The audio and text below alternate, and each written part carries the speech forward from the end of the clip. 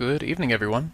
This is Henry Gambell with SimplerOptions.com, and in today's free video I wanted to spend some time looking at crude.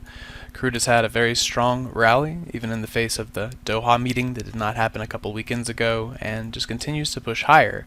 Now, is this a market that we want to try and buy, or what should we be doing with it?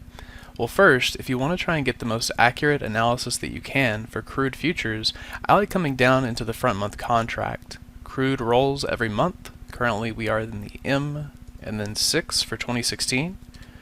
So once we bring this contract up, we'll just be able to have a bit more reliable swings to start looking at. One of the things that I have marked off on this chart, we're going to walk through the technical side of it. The first part is the very nice channel that we've been trading in.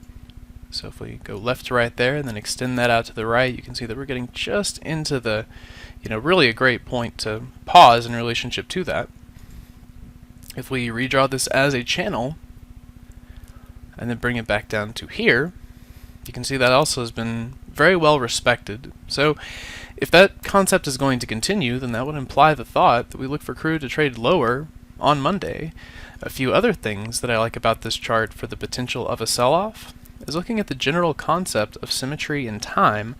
I talk a lot about symmetry in price, but it's just the basic concept of looking at, generally we've seen 1, 2, 3, 4 days of strength. Then 1, 2, 3, 4 days. That actually was just 3. But it just has a pattern of having these 3 and 4 day rallies. Now, of course, not every instance subscribes to that. But notice here how you had 1, 2, 3, 4, and then 1, 2, 3, 4. So you've got a little bit of timing in there that could potentially be giving us the high in crude. You've got your channel that we're near the upper portion of.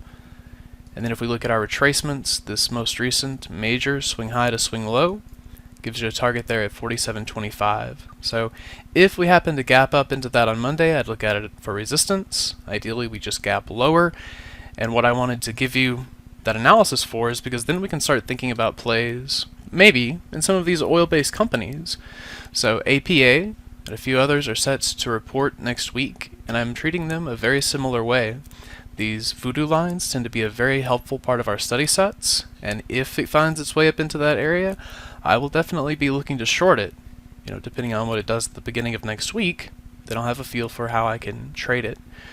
Looking here at DVN, I'm going to be looking at this one for resistance. Now it is up above the tree line, but I'm treating that more as a zone of resistance, and being right there with the 21 EMA. I'm going to see if we can see some weakness in that one and around earnings. And then lastly, MRO, also set to report next week, and another ticker that is right near a fire line. So I think those will be important to watch. Obviously, crude futures will also be important to watch, and that'll give you something to put on your watch list for next week. One thing I want to make sure that you are aware of is the class that Carolyn will be doing tomorrow. Of course, assuming you're watching this on Friday. The course is going to be on Saturday, April 30th, from 1 to 5 p.m. Central Time. And the course is going to be focused on intermediate Fibonacci price analysis. I cannot tell you how helpful Carolyn's work has been in my analysis and my trading. It's priceless. And the other really helpful thing with this type of work is once you get done with that course, you're going to have a whole basket of charts that you'll be ready to use on Monday. I think we're in a very important time in the markets, and the decisions you make next week will be vital. So I hope that helps. I hope to see you at the class. You guys have a great weekend, and I will see you at the next free video.